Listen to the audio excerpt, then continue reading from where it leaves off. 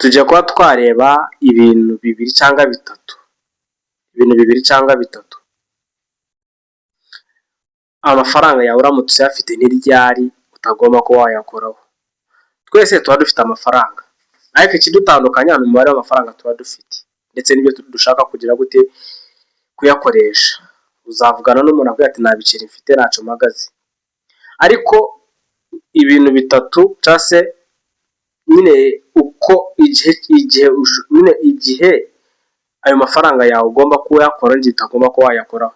Ni igihe ugomba kuba wayakoraho ushaka kwivuza, cyangwa se igihe ayo mafaranga yawe ugomba kuba wayakoraho ni igihe ayo mafaranga ushaka kuyafashisha inshuti yawe, ariko nanone ntukabye. Ikindi kintu ugomba kwamenya kugira ngo amafaranga yawe yakore igihe uzayakoraho nyine kwa kundi uvuga uti ngomba kuba nayakoraho, ni igihe umubyeyi wawe murumuna wawe ameze nabi, amerewe nabi.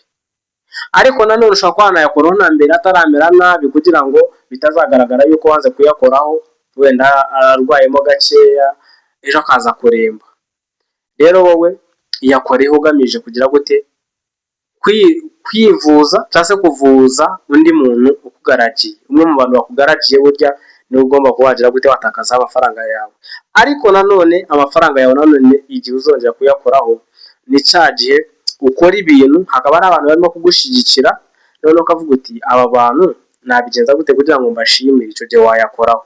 Ikindi, amafaranga yawe igihe uzayakoraho ni cya gihe ikintu wifuza kubona bigusaba kuba wagishyiraho ikiguzi.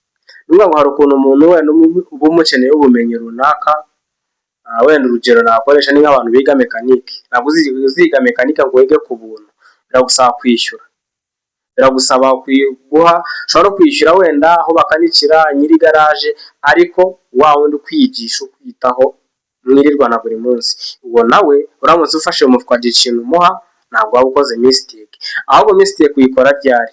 Igihe amafaranga uyashyira mu rusimbi, igihe amafaranga uyashyira mu makarita, igihe amafaranga yawe nyine uyaha abantu ukavuga uti ngiye kubafasha. Gufasha biba, ariko hari aho utagomba kugira gute, hari aho utagomba kuba warenga.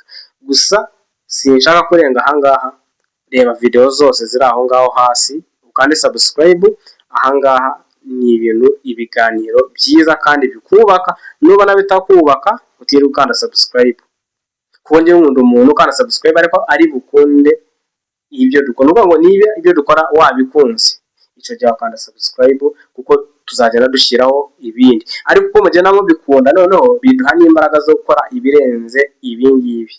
Uyu ni wa muhungu wanyu Sam, umuhungu w'Inyagatare. Hano ni kuri Sam Real Talk. Ushobora kuba urimo kureba iryo zina hasi ukabona wenda bihabanye n'ibyo ndimo kubwira cyangwa se izina bakubwira, nuko iminsi yo guhindura izina ntabwo iragera kuko cano iracyari nshyashya. Iminsi nigera tuzandikaho Sam Real Talk nuko urimo kubibona ahangaha hejuru. Kana subscribe utazacikanwa n'ibiganiro.